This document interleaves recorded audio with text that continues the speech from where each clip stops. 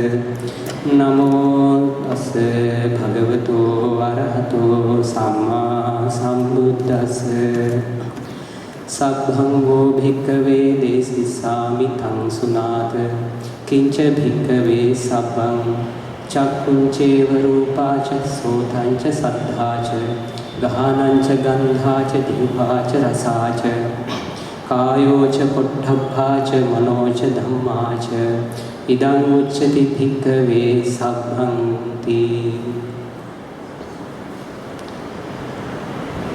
May the Mahasangha grant me the permission to conduct this sermon. Dear devotees, actually, first of all, I'd like to say that please accept our apologies because that's also very important work we actually carried out to help Myanmar and Thailand. So those venerable monks were here, so that we had to little bit postpone this for an hour. So anyway, today our venerable Kalyana Dasanasa Thero also is not available. He is busy with some other activities. So I was asked to do this sermon. So let's do it. Today I am going to discuss, I will briefly tell what I am going to do today. I want to tell you something about the era of Buddha, Lord Buddha. That's very important to have a rough idea how things were happening at that era. And I will tell you two small stories. I think you like to hear stories as well. So I will tell you all two stories to have an understanding about that era. And we will talk about how to become a person who preserves the truth. That's very important. And next moment, then after that we can talk about how we can use that quality to understand one of deeper, maybe the core side of the Buddhism, right? So anytime, maybe after half an hour, you can raise your hand and you can stop me, you can interrupt me and ask any question. It's okay. I like to have a good discussion. So I will start with the first story. You have heard well about Alar Kalama. In Mahaparinibbana Sutta, there is a nice story. It's a very long discourse. Sometimes you may not remember it because of that reason. This small story about Pukkusa Mallava. Pukkusa Mallava is a student of Alar Kalama. By that time, Alar Kalama was passed away. And that Pukkusa Mallava came to our Supreme Buddha and tells about his master, about Alar Kalama. Actually, that describes the powerfulness of his meditation skills of the Alar Kalama that reveals. So what Pukkusa Mallava says is, he says, one day my master, Alar Kalama, was sitting under a tree near a road, and while he was doing the meditation, while he was in the samadhi, 500 carts we normally call gal, 500 carts went along that road, beside the road. So after maybe let's say a few hours, Alar Kalama rose up from his samadhi, and at that time one person asks from Alar Kalama, "Sir, did you see there were carts, hundreds of carts were going near you?" He said, "No, I didn't see." "Did you hear it, the sound of those carts?" He says, "No, I didn't hear anything."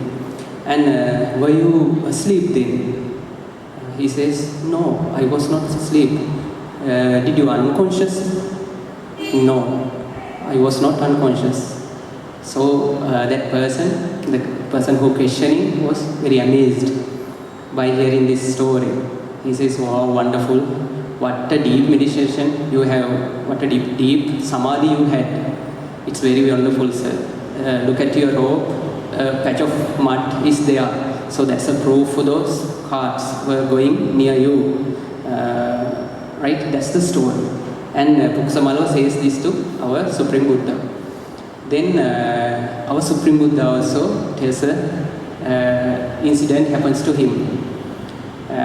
He says, our Supreme Buddha says to Puksamalo, to that student of Alara Kalama. Actually, once upon a time, our Bodhisattva also a student of Alara Kalama, isn't it? Right? So Lord Buddha says, one day I was in a paddy field inside a small cottage built by paddy itself. So I started to meditate and stay in the samadhi in that night. And in the morning, a person came to me and asked, Bhante Gautama, did you see what has happened here? Then Buddha says, he said, I didn't see anything. Did you hear anything? No, I didn't hear anything. And were you asleep?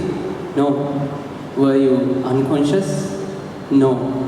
Then that person says, oh, Gautama, Bhante Gautama, it's amazing. I cannot believe that, because last day at the midnight there were lightning struck to this house, and there were 4 cows, they were all dead, and 2 farmers were there, they were also dead, and there is a huge big hole near the inside the house. So very wonderful. I cannot believe how deep were your samadhi. So dear Dhamma friends, think about this incident. Of course, our Supreme Buddha is greater than anyone in this world. But see, his opponents or the people who were there with him at that era, they were also very skilled, isn't it? When we consider about ourselves, can we do the meditation if a mosquito is around us, isn't it? Right? So we can imagine how powerful is that society. Right? They were searching for the truth, sacrificing their own life. You may heard that they were stay starving for many days. Sometimes they are sleeping upon hot rocks for whole day. They are torturing themselves. Today, can we see that while finding the truth, when we are going to find the truth, are we do the same? No. So that's one message we should bring from that story. And other thing, even before that Alara Kalam was there, before the Lord Buddha get enlightened, right? So even before the Supreme Buddha, there were methods and let's say strategies to develop a big samadhi. So today, are we expecting to develop mere samadhi within us? Is that enough? Then are we have we touched the core values of Buddhism? No. Right? That message also is there in that story. Okay, by listening to this small story, you might feel, of course, the Supreme Buddha is a very skilled person in meditation or samadhi.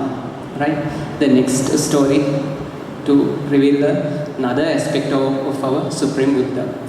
This story comes in Kevatta Sutta. You will find it in Digha Nikaya, maybe the 3rd or 4th Sutra.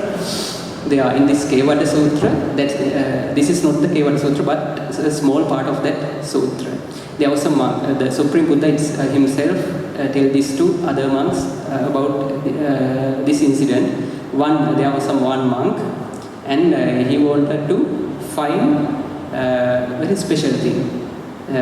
He wanted to know, four great elements, Apo, Tejo, Vayu, Patavi, right? He wanted to find a place where those four great elements were, disappeared, or those elements were ceased without remaining anything, right?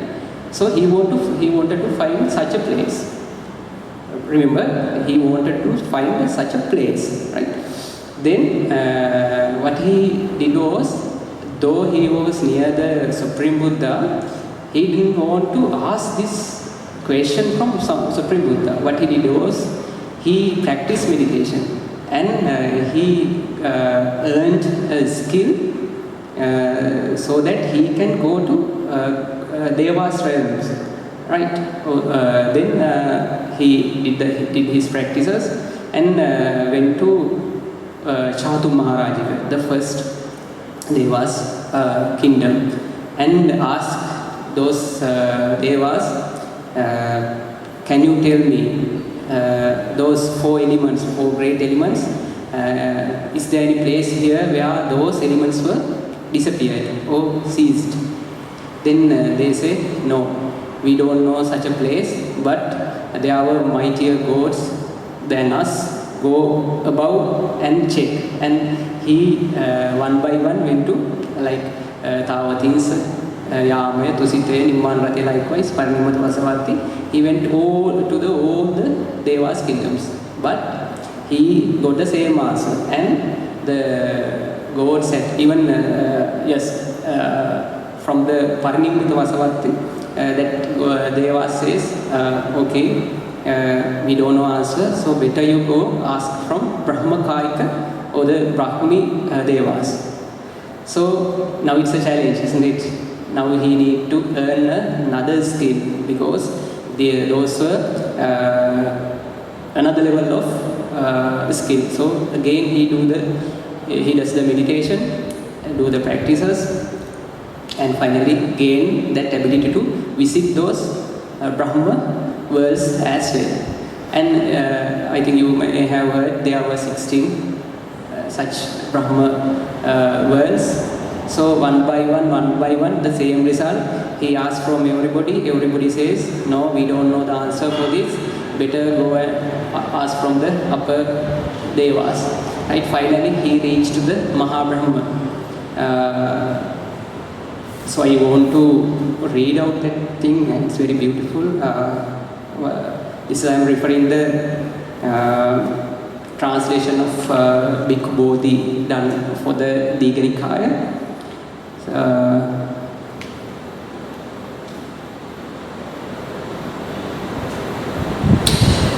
I'm just reading, right? Then it was not long before the great Brahma appeared, and that monk went up to him and said, friend, where do the four great elements, earth, water, fire, air, cease without remainder? To which the great Brahma replied, monk, I am Brahma, great Brahma, the conqueror, the unconquered, the all-seeing, all-powerful, the Lord, the maker and creator, the ruler, appointer and orderer, father of all that have been and shall be. So our monk asked the second time, friend, I did not ask if you are Brahma, great Brahma. I don't need those titles. I just need an answer for my question. So this happens to save the time. I'm shortening these things.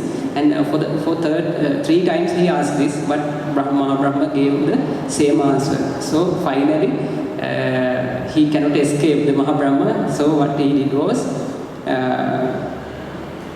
the great Brahma took that monk by the arm, led him aside and said, monk, these Devas believe there is nothing Brahma does not know, does not see. There is nothing he does not know. There is nothing he is unaware of. That is why I did not speak in front of them. But monk, I don't know where the four great elements cease without remainder. And therefore, monk, you have acted wrongly, you have acted incorrectly by going beyond the blessed Lord and going in search of an answer to this question elsewhere. Now monk, you just go to the blessed Lord and put this question to him, and whatever answer he gives, accept it. So see the answer of Mahabrahma. It's a dramatic situation, isn't it? It's very beautiful. Read those sutras, those kind of beautiful things are there. So finally what he did was, he went to Supreme Buddha and asked that question. I am not going to tell details about that because it's another very beautiful but another aspect. No, it's not related to what we are going to talk about. But anyway, Supreme Buddha tells that to that monk. He tells that monk, your question also wrong, right? Your question also wrong. And he says, first correct your question, then ask, right? So the question is asked, the answers were given. Before that, Supreme Buddha also tell him a nice thing. You know that when ships were lost in the sea, what they do? They release some birds from the ship and they fly here and there. If there is a land nearby, those birds will not return. So that's one method they are using to find out whether they are nearby land, right? So what happens if there are no lands? They will come back to the ship. Supreme Buddha says, you did the same thing. You wandered here and there for searching the truth, but finally you had to come to me again. So after saying that only, Supreme Buddha gets the answer for that question. Anyway, we will discuss, if we have a time later, we will discuss that thing also. That's very important. Where the place those four great elements were disappeared, right? So I think what I wanted to say is, see the skills of Supreme Buddha, right? Why he needed such skills, such powerful things? Because it's very, very, very difficult to deliver his message. He just revealed whatever the truth exists in this world. He just revealed. So think about that task, the difficulty of that task. That's why he needs such a power for him. So when we are learning the Buddhism, if we find very simple things that we can understand very easily, then be careful. That's not the teachings of Supreme Buddha. If we can easily understand things, then what that means? We just affirm the things we know already. Most of times, we just confirm what we have already learned from outside the world. It's not sure, it's not the core teachings of the Supreme Buddha. So now you should have the understanding, when we are grabbing the core values of the Buddhism, then we should have to be very, we should have a good wisdom actually within us. It's not just like reading some book and gaining a knowledge. It's not like referring a research paper. We have to use our mind, actually not the mind, our wisdom. Mind, we'll talk about the mind later. Anyway, now with this, in this background, now I think you have a small idea how deep, how could it be, how deep those teachings of Supreme Buddha.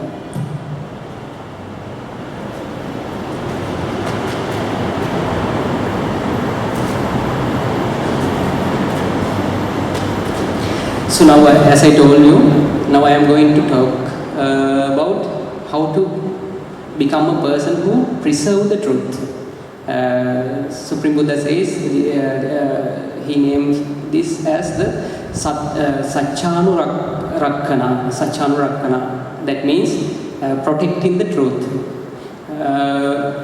While we are searching, if we are going to search for the truth, then we should have this ability, we should have this quality within us. If we are going to refer something, if we are trying to find the core values of Buddhism. That means the truth of this everything. If we are going to find that, we should have this quality. So this quality, it says in another sutra called Chunky Sutra. It's a very big sutra again, though it's contained in Majjhima Nikaya. So I will tell the small extracted things, not everything, but few things, right? It's discussed that there are things we know in this world, right? Maybe we know about the science, we may know about the biology or the maths, anything, or the politics, maybe other things, maybe we know how to cultivate things. We have vast knowledge. So the Supreme Buddha says all these knowledges came from 5 aspects, from 5 sides, right?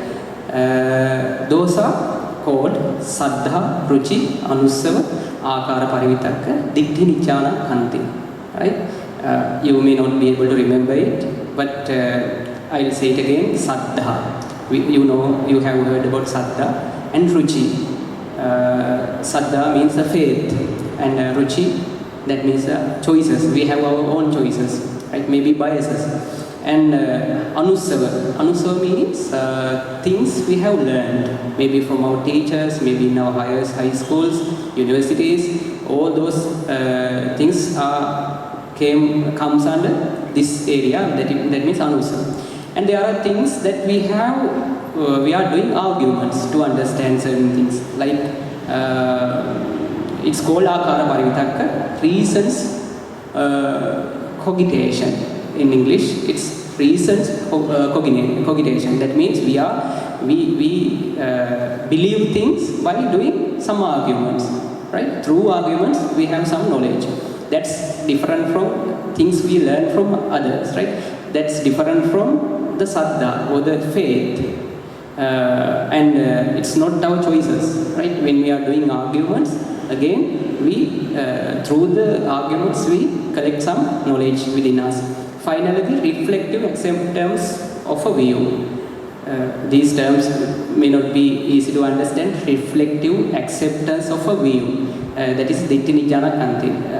I'll try to explain that. That means by all those 4 things, right, we are coming up with our own belief. That means it's very hard. It's very difficult to break those ideas, our opinions, right? That's fine. So Supreme Buddha says, if someone is going to preserve the truth, he has to maintain one quality. That means, let's say for the faith, let's talk about the faith. Supreme Buddha says, my faith is thus. This is my faith. But I don't yet come to the conclusion, only this is true. Only this is true. Anything else is wrong. So this is called Idameva Satcha Mogamanya. In Pali it says like that. That means when we believe something in faith, we should not come to a final conclusion that this is the truth. This is the only truth. Anything else is wrong. We should not come to that conclusion. So likewise, maybe I have some choices. Again, we should not think, I don't yet come to the conclusion, only this is true, anything else is wrong. So we should not think like that. So what's happening? What happens when we think like this? So always there is a small tolerance, little space for the truth, isn't it? What happens if I take, let's say, Sri Lanka is a beautiful country. That's one opinion. So, see, if I stick to that idea, can I go for the truth if it's not the true thing? Then do I have any possibility or the opportunity to find the truth? So that's why Supreme Buddha says, that means don't stick to that thing. You may have a lot of opinions, ideas, but keep a small tolerance or a space to find out the truth. Right, so now I think we have a good idea. Now, two aspects we were talking, that means we know now how deep the Buddhism. So when we are in searching, we should have that quality. That means when we are searching for the truth, we should always be prepared to give up things we already know, maybe for a certain time, at least until the things are being told. So I am requesting to you all, wait until finish this sermon, at least within that time period, have this quality within you, because we are going to talk about something like that after that. So if you have done researches and those things, you know that there are primary sources and secondary sources we are using for understanding or to prepare those researches. So here to support, now actually what we are going to do is we are going to find out something true. We are trying to find the truth, right? In that process, we are going to talk about our eyes, ears, nose, and those things. In that case, we need some primary sources. So I am referring very small to sutras. So it's very easy. Let's try to catch it up. This is about this sutra called Sabba Sutra. That means it's about all, everything. That's about everything, right? This happened in Savatthi. Supreme Buddha says, Bhikkhus, I will teach you the all. He is going to tell us about the all. That means everything. Listen to that. And what Bhikkhus is the all? The eye and forms. Now he is telling what are the things comes under everything, right? The eye and forms, the ear and sounds, the nose and odors, the tongue and tastes, the body and tactile objects, the mind and mental phenomena. This is called the all. Then Supreme Buddha says, if anyone, bhikkhus, should speak thus, having rejected this all, I shall make known another all. That would be a mere empty boast on his part. What's that mean? Well, Supreme Buddha says, if someone come and says, those are not the all. I have a separate set of all, separate set of everything. Supreme Buddha says, it's mere boasting, just a boasting, right? So he is emphasizing these are the things all. We can consider everything. What's those? Eye and forms, the things subjected to our eyes and subjected to our ear and the subjected to our ears. Likewise, 6 senses and things subjected to those 6 senses. And finally he says, if he were questioned, he would not be able to reply. And further, he would meet with vexation. For what reason? Because that would not be within his domain. So Supreme Buddha says the incompetent condition of that person who doesn't understand this thing, right? So now that's the first thing I wanted to say. Let's discuss about this for a while. Imagine only for today, from today morning up to now, there are several things happen maybe in your life. So we can summarize all those things to these 6 items, right? Either we were seeing something, maybe hearing something, right? Tasting, touching something, or else maybe we were thinking something, right? So apart from those things, can we find something else? Any other thing we have done? Right? It's nice, isn't it? Right? There's another sutra called Loka Sutra. There also Supreme Buddha says the Loka means again this eye, ear, nose, and those things. So everything up to now we have found from our childhood to up to now, if we have collected anything, if we know anything, that's all came from this way. So that's true, isn't it? The sayings of Supreme Buddha, isn't that true, right? So up to a certain level now we can understand this thing. So now we have a small idea about our six senses. There's another part. This comes in Mahavidala Sutra. A discussion happened between Kottita Mahathero and Sariputta Mahathero. There, Kottita Mahathero asked from the Sariputta Mahathero, friend, these 5 faculties each have a separate domain and do not experience each other's field and domain. What that says? That means he says, we have 5 faculties, each have a separate domain and they do not experience each other's. That means our eye cannot hear things, our eyes cannot taste foods, right? That's the idea. And now of these 5 faculties, again he asks, what is the resort for these 5 faculties? That means the word is given as the resort, that may be the Pilisarana, we call Pilisarana. What is the Pilisarana? What is the resort? They are available for those 5 faculties. Then answer is given as mind is the resort. So always we are thinking about the things we have gained through our ears, eyes, nose and those things, right? Those are the 2 small sutra. So using these 2, keeping these 2 as our primary sources, we can do a small investigation now, right?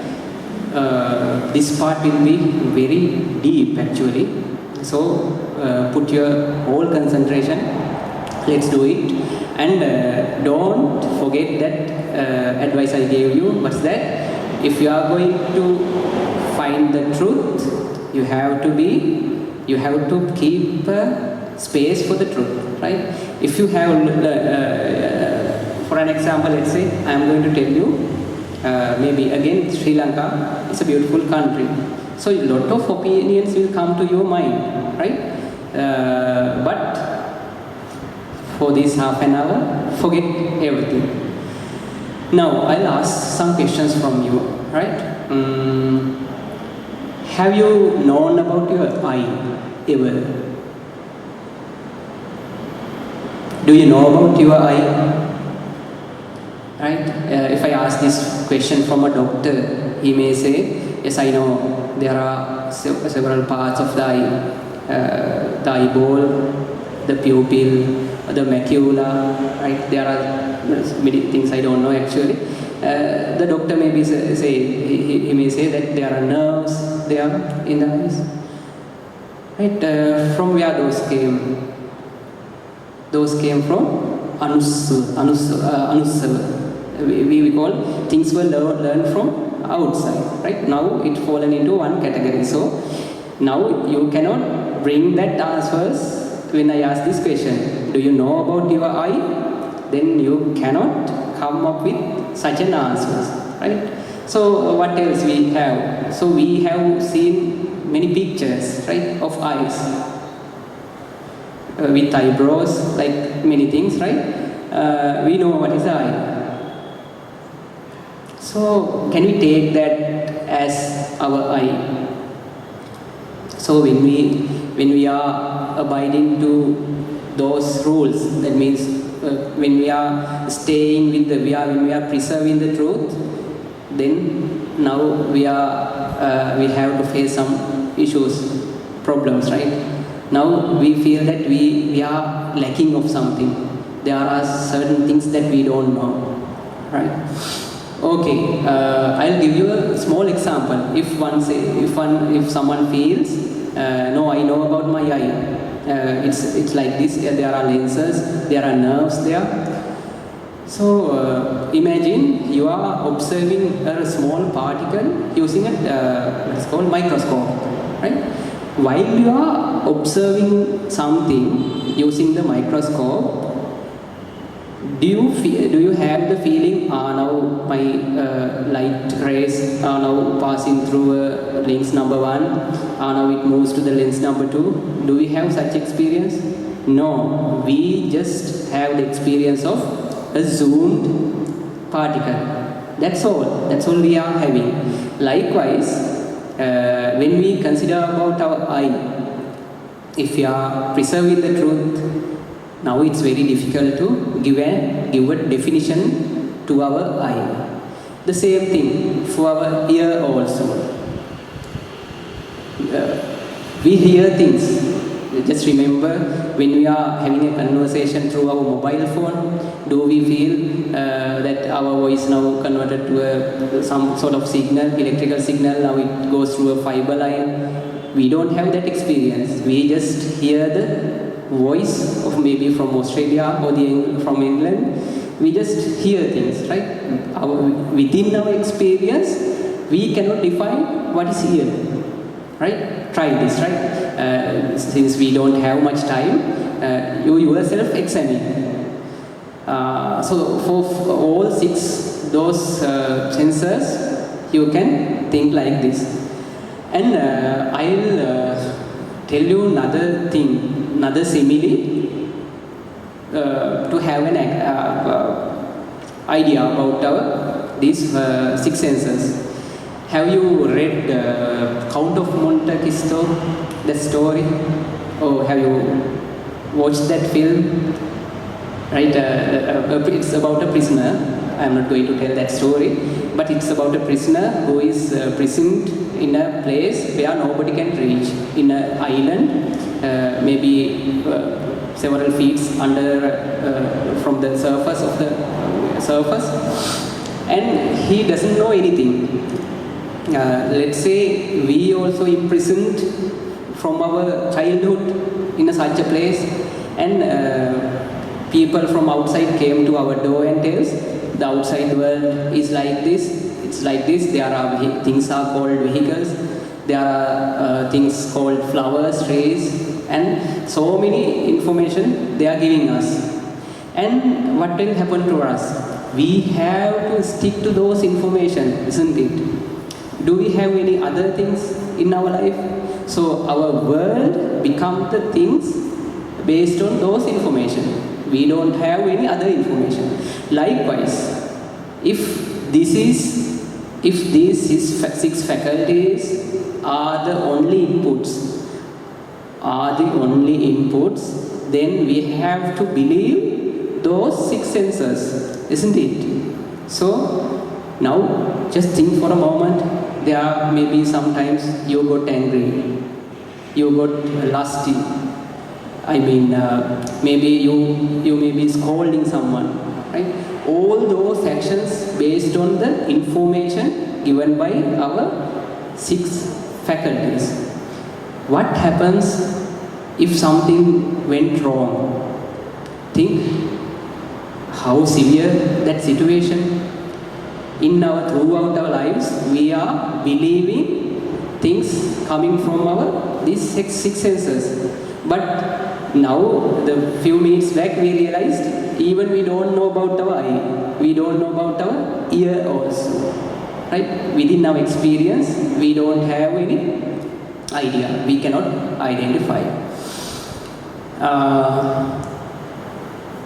Look at this, maybe this table. Look at this table, right? While you are looking this table, what is the domain of our eye? He just knows colors and shapes. That is his domain. But you know, while you are seeing this type of table, you know you can touch it. It's hard. How those information came to you?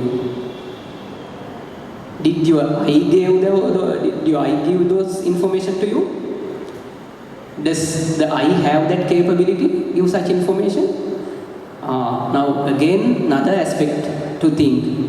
While you are looking at those tiles, floor tiles, you know now you can step on it, you can walk on those things.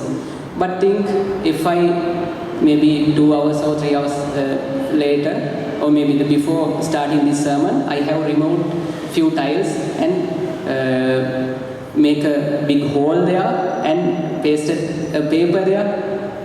Now your eye says it's solid. You don't be afraid. Put your foot. But is that true? So think that our six senses are not giving us the truth in this world, right? How they can do when we are not even we don't know what is here, right? So my friends, that's why I wanted to tell you, right? Based on this information, now we are going to do a very small practice, right? While you are sitting there, you can just touch something, right? Maybe the floor, maybe the cushion, or maybe the chair, whatever thing, just touch it, right? Like this, and think about that. So we have to abide to those rules. What is preserving the truth? We have to abide those rules.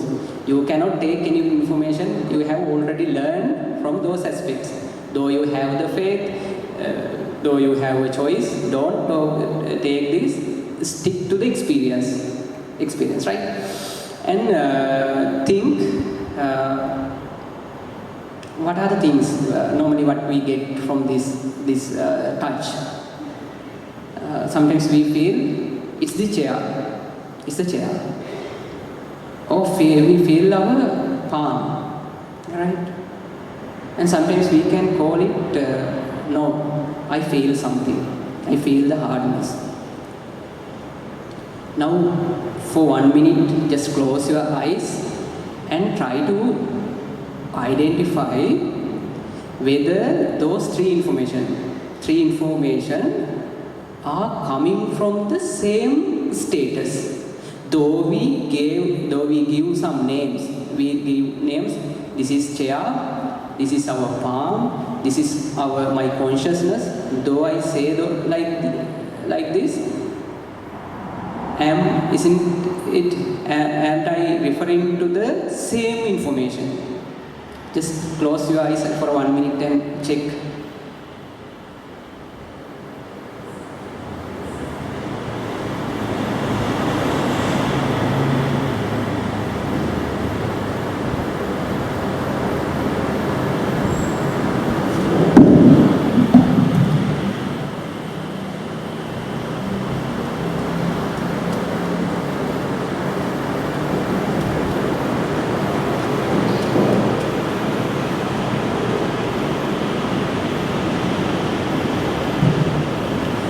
Okay, thank you. Right, if you concentrate, if you be mindful on this case, you will find you cannot separate those things, right? You are referring to the same information. And you give different names. While you are focusing to the chair, you say it's a chair. While you are focusing to your palm, you are calling it's the feeling of palm, and maybe you are saying it's a consciousness, but everything they lies in this same experience, right? Now I think you are getting into trouble more than that the trouble you had earlier, right? Now while I am touching, this is all about our body and the object and our feeling. But everything is there in the same experience. From where those information came? This is my palm, this is chair, this is my consciousness. On what basis we have separated those things? How have we done? So it's a question, right? Now you should think about that. I will give you a small example to elaborate this thing, right? Actually, I wanted to give this example after maybe 10 minutes meditation session. Is it okay if I continue this up to 8:15? Is it okay for you? So is it okay for you? Okay then. Right, okay, right. Okay, I will give you that example, right? Then, sir, go you home and do this exercise because it's very important. Because I'll give you a small clue. Think that we are doing breathing meditation, or maybe we are walking and we get the feeling. In both those cases, we are getting feeling from our body, isn't it? The wind comes and goes through our nose, it hits our body. Now then we have that sign of breath, right? That's one aspect. While we are walking, we touch the floor, then we are concentrating on that thing, right? While we are doing the sitting meditation or the walking meditation, in both those cases, we have this experience comes through our body. Now think, while you are doing the breathing meditation, if we don't have this understanding, we are thinking that, how we are thinking? We are thinking that air goes here and there and it touches our body. But while you are touching the chair or the cushion or anything, what do you experience? All those things, just names we have given, but the experience is the same, right? So that's why when we are doing inside meditation, we should have this understanding, dear Dhamma friends. Otherwise, we are doing the meditation about the thing that we don't know. We are like blind people. Think about this example, right? This is a simile. Think about a candle. In order to light up a candle, there should be, initially we have to put some flame there. Then flame is there. Think about this flame. What are the causes to make this flame? What is called wax, and let's say wax and oxygen, right? Those are the two things helping for the flame. When it comes to, can you see wax there? Can you see in the wax in the candle? Yes, we can see, isn't it? In a candle, we can see this wax, isn't it? Right? And oxygen, of course, we don't know. We cannot see, but we know it exists. Otherwise, we cannot breathe, isn't it? So now we have the idea. The oxygen is there, the wax is there, and from those reasons, the flame is there. When it comes to the wax, we are observing. Have they contributed to the flame? Or are they going to contribute? The wax we are seeing in the candle. There is a wax we are seeing in the candle, but they are not burning still.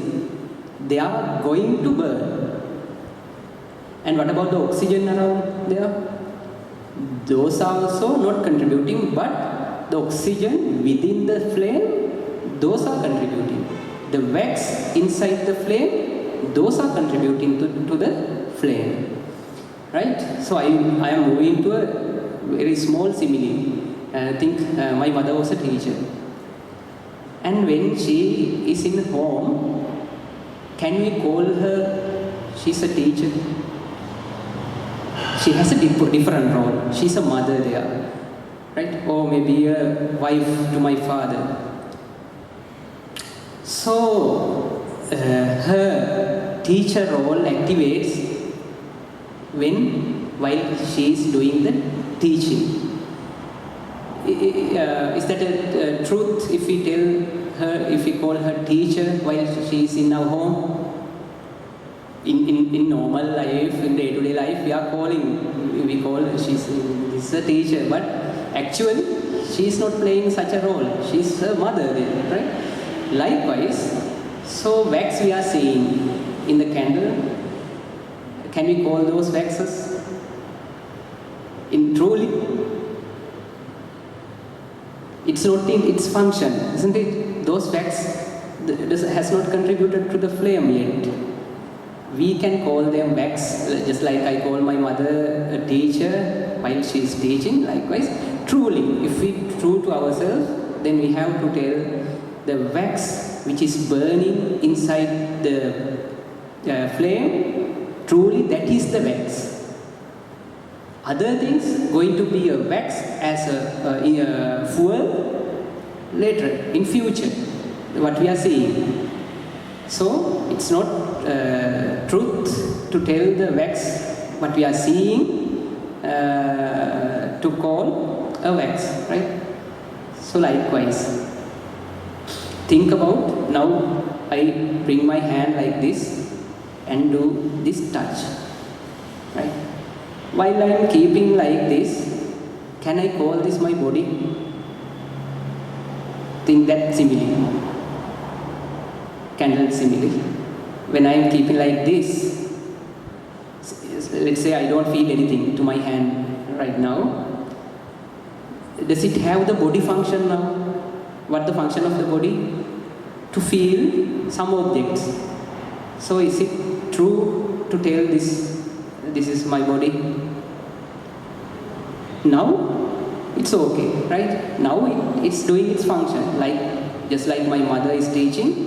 Now it's in only, my body is now in action, in his action. So why did I tell this story, these facts? Because you may say, no, this is my hand, this is chair, those things are available separately. So to avoid that fact, I told that simile, right? So actually my body becomes the true body only when I am touching something. This chair truly becomes the chair while I am touching it. So my feelings, my cognition or the consciousness becomes truly cognition when and only I am touching it, right? So you will find all your experiences within this experience, right? Now apply this to other senses also. Apply this to your eye. So within this experience, the same experience, we witness our eye, the form or the object outside, and the consciousness. All those things are not separated things, but the same experience. So we cannot separate it. How we can separate? So is that true to tell, here I am, there are you, sir? Can I say like that? If I truly accept these things, if I am a big person, become preserving the truth, can I say that? So we have to admit that we are just having an experience. Within that experience, we are just giving names. We have an eye, we have things subjected to eye, and I have the consciousness, and I have feelings, I have pleasure feeling, I have sorrows. All those things are, I am not going to conclude that way, because that should be your conclusion after doing the investigation, right? So, what I wanted to say, actually we don't know anything about these 6 faculties, right? That's my conclusion. And do your own investigation while you are doing the meditation. Maybe you are just sitting on a chair. Now you can feel something within you. Maybe you can feel the chair touch with our body. So concentrate. You have practiced the mindfulness, the concentration as well. Now use that concentration to investigate this fact and try to identify what is my body, what is the subject gained by the body, right? Try to identify. Then you will understand, oh, we are lost, right? So we need the help of someone, right? That help will be given by only Supreme Buddha. So that's the thing I wanted to tell today. I know it's maybe very difficult, but I tried my level best to tell everything to you. Especially, I will summarize what we were talking. We were talking about the Buddha's era, how intelligent the people at that time, think about the skills they are having, and through those skills, the Supreme Buddha gave the message to us. It should not be a simple thing then, isn't it? It should be a very deep thing. He has sacrificed several lives. Early lives, when you think about early lives, he has sacrificed a lot of things. Even within this very life, he sacrificed a lot of things. His beloved wife, his mother, father, his kingdom, everything. He tortured himself, right, for art, to find this truth. Could that be a simple thing that we can understand easily, right? Give the respect, my friends, right? Give that respect to the Supreme Buddha's teachings, right? Otherwise, when we hear something, let's say I am telling Rupa Vedana Sanya Sankara Vijnana, those are just words for you. Those are just words for me. We don't know the meaning. We don't know what is the truth. Because whereby we are hearing the word Rupa, already we are coming up with your own opinion. We are not going to search it. What we are doing is Idameva Satcha Mogamanya. That means this is the truth. Everything else is wrong. That's our normal conclusion, right? So we have to become a person who preserves the truth, right? Do your exercises while you are doing your normal, usual meditation. Just continue those things. Just continue your good practices. When you are, please allocate small time, maybe 5 minutes or 10 minutes. Try to identify yourself. Try to identify these 6 faculties. What's the truth behind these things? Because it's very important. Because that's my world. That's everything. That's everything. That's the place where I got angry. That's where I have become greedy. That's the place where I hit someone. Right? Under these conditions, we spent our life up to now. So, as a person who are trying to find the truth, one day I wish you all, may you all be able to find the truth within your life. Okay. So I would like to let's transfer the merits we have earned today through this discussion to all our belongings, all our relatives, those who have passed away. May they have the eternal peace in their life. May they receive the ultimate wisdom, the enlightenment for their lives. And let's transfer the merits that we have collected through this Dhamma sermon to all the Devas. May they attain the Supreme Nibbana. And let's transfer the merits we have earned to our chief incumbent and all the monks, all the Mahasangha residing here and in our forest monastery. May they have the good health and may do their practices with calm and quiet life, and may attain the Supreme Nibbana within this very life. And let's transfer the merits to the people, those who have arranged this everything, do this arrangement, especially the Shamali, Miss Shamali. So thank you very much for arranging these things. May all merits transfer to you, and you may have the eternal peace in your life. May you have the Supreme Nibbana within this very life.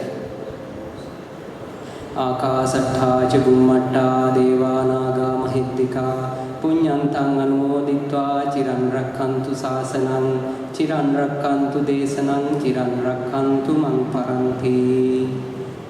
Swami Vahanse is wishing you all Abhivadana Siddhissa Niccang Dapachayino Chattaro Dhamma Vaddanti Ayuvanno Sukhang Balang Ayurarogya Sampatti Sagga Sampatti Mevacha Atho Nibbana Sampatti Minate Samijjatu.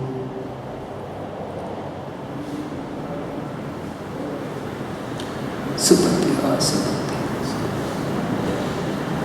So if you have any question, our sir, he may leave. I can spend maybe 5-10 minutes if you want. If you want to ask any questions. One of my old friend came also. Happy to see you.